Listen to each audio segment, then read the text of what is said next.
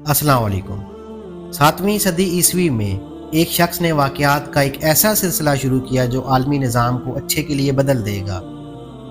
ये शख्स कोई और नहीं बल्कि पैगंबर इस्लाम हज़रत मोहम्मद सल्लल्लाहु अलैहि वसल्लम थे। पैगंबर इस्लाम ने क़याम इस्लाम के ज़रिए जज़ीरा नमा अरब के लोगों को मुत्तहद किया। इन लोगों में खाना बदोश, बुद्दू कबाइल और मक्का और मदीना जैसे नखलस्तानी शहरों के बाशिंदे शामिल थे।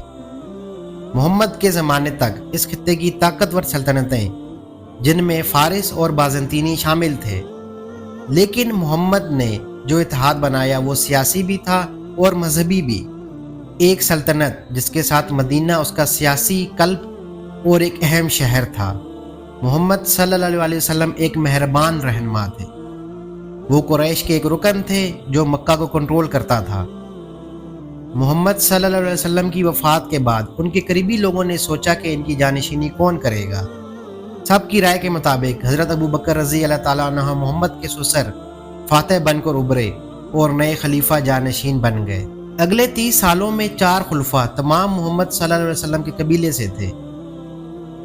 उन्होंने अब से बाहर वसी इलाकों को फतह किया, जिनमें उनके ताकतवर पड़ोसी फ़ारसी और बाज़ंतीनी भी शामिल थे। लेकिन जैसे जैसे सल्तनत फैलती गई उसके अंदर इख्तलाफात बढ़ते गए और खाना जंगी शुरू हो गई। चौथे खलीफा हज़रत अली रज़ी अल्लाह ताला अन्हु को शहीद कर दिया गया। उसके बाद उमवी ख़ानदान इक़्तिदार में आया। उमवी कबीले का ताल्लुक़ भी मक्का से था, लेकिन एक मुख्तलिफ कबीले से थे। उन्होंने सल्तनत की रसाई को मौजूदा स्पेन से हिंदुस्तान तक बढ़ाया और दमिश्क को अपना दारुल हुकूमत बनाया। लेकिन ये वसी सल्तनत बहुत से मुख्तलिफ लोगों से भरी हुई, तनाज़ात और टूट फूट के ख़तरे से दोचार थी। उमवियों ने हुक्मरान इशराफिया और फतह शुदा इलाकों को मुस्लिम अहकामात से बदल कर उसे मुस्तहकम किया, जबकि बड़ी हद तक मुकामी आबादियों के रोज़मर्रा के रवाज बशमूल उनके मजहबी तरजीहात को जारी रखने की इजाज़त थी। अरबी को इंतज़ामी ज़बान के तौर पर इस्तेमाल किया जाता था, जिसने पूरी सल्तनत में सियासी मामलात को यकजा किया। लेकिन लोग मकामी ज़बानें भी बोला करते थे। लेकिन फिर भी सल्तनत में बहुत से लोग उमवी हुक्मरानी से मुतमईन नहीं थे और ख़ानदानों की कानूनी हैसियत पर सवाल उठाते थे। अब्बासी ख़ानदान ने इन्हीं जज्बात का फ़ायदा उठाया, ख़ुद को नबी की बराह रास्त औलाद के तौर पर फ़रोग़ दिया। हालांकि मोहम्मद सल्लल्लाहु अलैहि वसल्लम से इनका असल ताल्लुक़ वो नहीं था जिसका वो दावा करते थे। उन्होंने 750 ईस्वी में उमवी खिलाफत का तख्ता उलट दिया। इस्लामी सल्तनत का दूसरा अजीम ख़ानदान बन के उभरा। अपने आप को नए हुक्मरानों के तौर पर कायम करने के लिए उन्होंने एक बार फिर दारुल हुकूमत को मुंतकिल किया। इस बार एक नया शहर बगदाद तामीर किया। अब्बासी हुक्मरानी के तहत अशराफिया ने ऐशो इशरत की तर्ज ज़िंदगी का लुत्फ़ उठाया।